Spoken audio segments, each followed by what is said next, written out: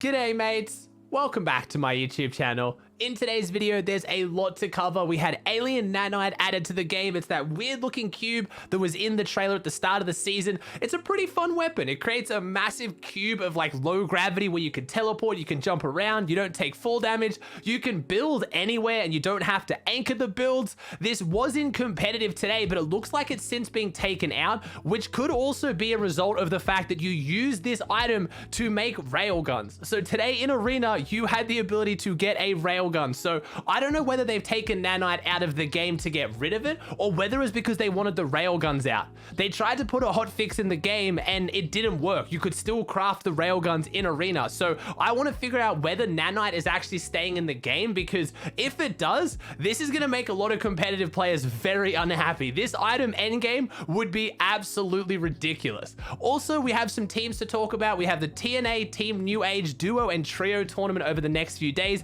They've announced their contenders and who's playing with who, so I want to take a look at some of the duos and trios, but most notably, Clix isn't playing in either and has no team. We also got an update on what's going on between Noah Riley, Rezon, and Vidil. It was not an impression farm, it was not fake, it is real. Rezon and Noah Riley have split with Vidil and they said why.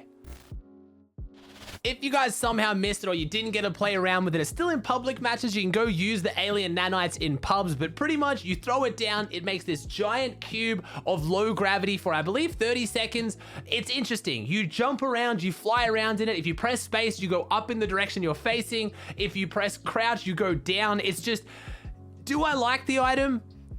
No. It's a bit of fun, don't get me wrong. It's a little bit stupid, it's a little bit crazy. I was using an arena, I was kind of like, you know, teleporting up to take high ground and take fights. It's a bit of fun, and I want fun in the game. So I really do like that, and I think it's a really good addition to pubs. But as for competitive, I don't think it's a great item. I know you guys are already saying in the comments, Ozzy, you said you wanted fun things in the game. They add something fun, and now you want it taken out. I mean, obviously, I wasn't the only one, because it already has been vaulted from competitive. I'm just worried about how much of an effect it's going to have on endgame. When I'm talking fun, I'm talking a few mythics maybe. Add some mythics in the game which have a little bit of mobility. You know, you can maybe grapple around a little bit. Maybe you get like a shield bubble, or you get a rift to go with like 2 uses, something like that. I'm not talking about a giant cube of low gravity which is going to ruin every endgame. If you throw this down, there is no way to properly fight around it. It is just shambles. Everything you know about Fortnite goes out the window. You teleport around, you can build without anchoring your build to anything. You can just build a floor in the very middle of it. If you popped this endgame and you're on high ground, you'd be building thinking you're fine, and then when the nanite disappears, you'll realize that your builds weren't anchored to anything. They'll break and you'll just fall. Like, I want fun, but this would be too crazy in competitive. It would be too ridiculous, and I don't want things that just completely change how the entire endgame works. Like, you thought storm flips were bad? These are so much worse than storm flips for endgame. It's so confusing, and yes, it's fun for arena. I wouldn't mind if it stayed in arena, but if it's in arena, it has to be in competitive, and for that reason, I don't think it should stay in the game. It looks like Epic agreed, or I think they did. I'm a little bit scared. So Fortnite status tweeted out, Alien Nanites have been disabled in competitive playlists. We'll let you know if there are any more updates to competitive gameplay. That sounds pretty final to me. That sounds like it has been taken out. But there was an issue earlier today where they left Alien Nanites in competitive and arena, but they took out the ability to craft railguns with them. Because if you didn't know, you can combine the Alien Nanite with a blue bolt action sniper rifle and you get a railgun. A lot of people were saying that this wasn't in arena, that Epic fixed it. Benji Fishy tweeted out, you could. I played about 10 games of arena today, and I found that about 4 or 5 of those games. A lot of the games I couldn't craft it myself, but for some reason other people could craft it. So there was very clearly a glitch letting people get their hands on the railgun in arena. So I'm worried that maybe Epic only took it out of the game to fix that issue, and they haven't taken it out because they don't want it in competitive, because it does exactly what it's supposed to do. I don't believe Epic Games developers could be like, oh, I didn't think it would work like this. Like, they know how it's gonna work, and they put it into competitive knowing that. So I don't know whether they're still gonna want it in comp. They just don't want the railguns. It's gonna be interesting to see. If this goes into competitive, pros will be incredibly upset. And I know what you guys are always thinking, pros are upset by anything that's fun. They're just always complaining, but this one would ruin the entire way Fortnite endgames are played. Like, it would be an absolute joke. Maybe an LTM tourney, maybe for a bit of fun here and there, but not for a cash cup or an FNCS. Moving on to our tournaments we have over the next couple of days. I talked about these in yesterday's video. We have the $6,000 TNA Duo Tournament and the $10,000 TNA Trio Tournament. And the reason why I want to talk about these again is because the team lists have been posted for both duos and trios. And most notably, we have confirmation that Clix has split with Bucky and Macwood. If you check the trio list for this tournament, Clix is not playing with any team and he is being replaced by Reet. If you guys might find that weird, I find it a bit weird. Reet is still on NA West. He talked about going to NA East this season, but he couldn't find a good enough team. Now he's been playing with Bucky and Macwood a whole bunch. They started off the season grinding arena together. They were the 3 first players in the whole world to get Champions Division. They were playing in scrims today, and honestly, Reet on NA East ping from NA West still looks absolutely disgusting because he's already used to playing on 40 to 50 ping on NA West alone. So when he plays on, I believe, 70 to 80 to NA East, I guess he handles it pretty well. So we have confirmation that Clix does not have a trio at this point. He is playing in the duos with Day, which is obviously the DreamHack winning duo from a few DreamHacks ago. So still playing the game, still there, but unfortunately it looks like Clix hasn't found a trio at this point.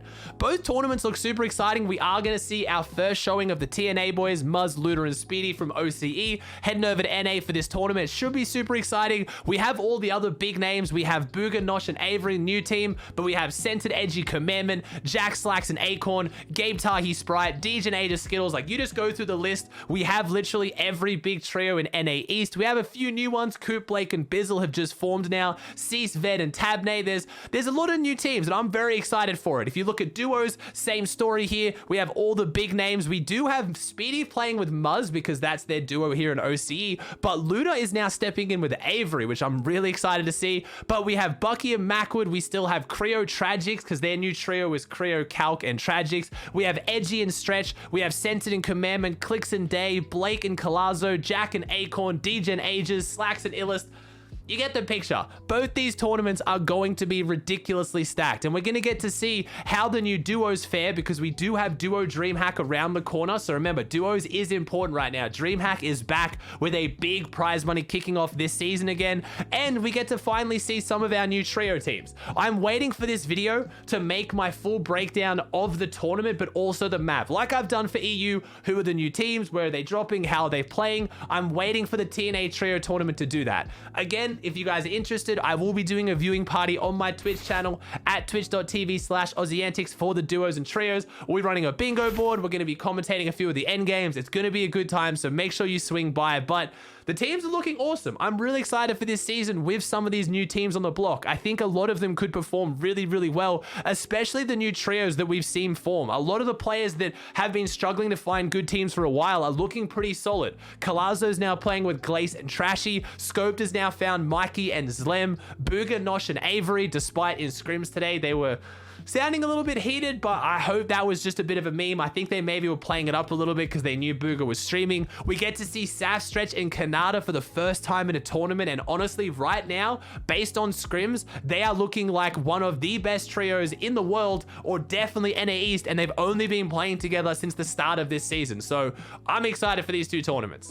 I thought I would also add, for those of you guys asking, does this mean Reet's gonna go to NA East? I hope so. I mean, I've been telling him he should. As a good friend of mine for a very long time, I think this is an insane opportunity, but Reet's still a young kid at the end of the day. I know a lot of these guys are, but being Reet's age and moving to the other side of America to be on 0 ping, like, yeah, that'd be cool, but at the same time, there are other constraints and other things going on.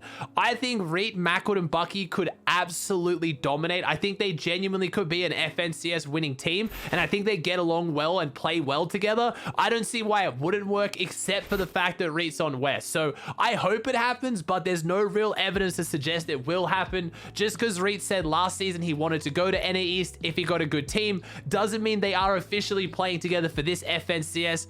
I just guess we'll see. While on the topic of NA West pros moving and all that kind of stuff, I need to make sure it's very clear for a whole bunch of you that got baited by Centered yet again. Centered is not going to Asia with Arkram. Epic Whale is not playing with Turtle Tavern. That was all impression farms. Like, you guys have got to get better at seeing through this stuff. It's just, it was so obvious, yet I had hundreds of people tagging me in this and coming to my stream. So Centered is staying at NA East. As far as I'm aware, Epic Whale, Arkram, and Rex are still playing together on NA West because Why wouldn't they? I mean, Centered has no reason to leave NA East. He's just come second 3 times in a row. Insane money, one of the best players in the region by far. Maybe I could see Epic Whale, Arkham, and Rex leaving NA West now that NA West prize pool is so much less than the other regions by comparison, but no. Everything you heard today regarding those teams was fake. Almost every time you hear about something like this and it involves Centered, assume it's fake.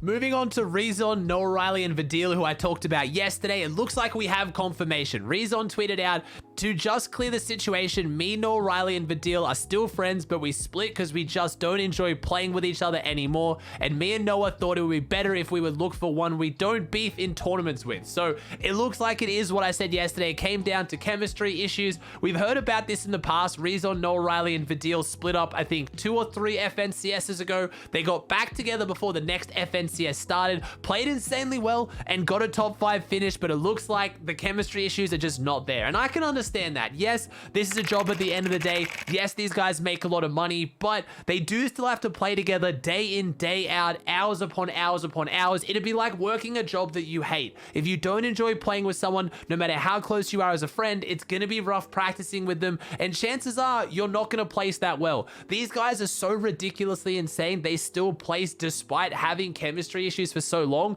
but that doesn't mean they wouldn't do better if they just found a new teammate and played with someone else that they have better chemistry with. I can fully respect this decision. I totally get it. We did see Vidil tweet out, and again, I have to go off Twitter Translate for this, so I don't think it's the best. It says, Faith will soon quince.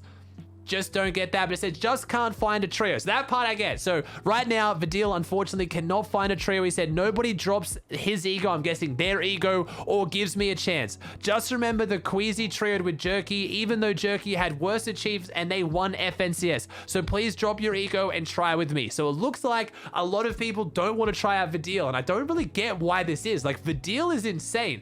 I would have thought once this team split, Vidil would have no problem finding a team, but I guess what he's saying is he's struggling to find a team. He thinks people aren't dropping their ego. They don't want to play with him. But I don't get how you can have too much of an ego to play with Vidil. Like, he's a top 5 FNCS finisher and one of the best mechanical players in the region. Like, I don't get it. But I guess we'll see. He does draw the parallel there to Queasy trying out Jerky, and obviously they won FNCS. So I guess we'll see, but it's really sad to see that Vidil doesn't have a team and Noah Riley and Rezon are moving on. They've done it at the right time.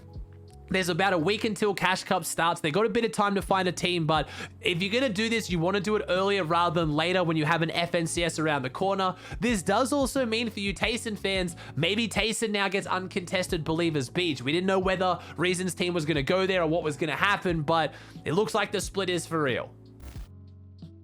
Alright guys, that does it for another video. I hope you enjoyed. If you did, please chuck a like on it. Let me know in the comment section down below your thoughts on anything I talked about today. If you haven't already, please subscribe to the channel. It would mean the world to me. Thank you so much for watching. I hope you enjoyed, and I'll see you in the next one.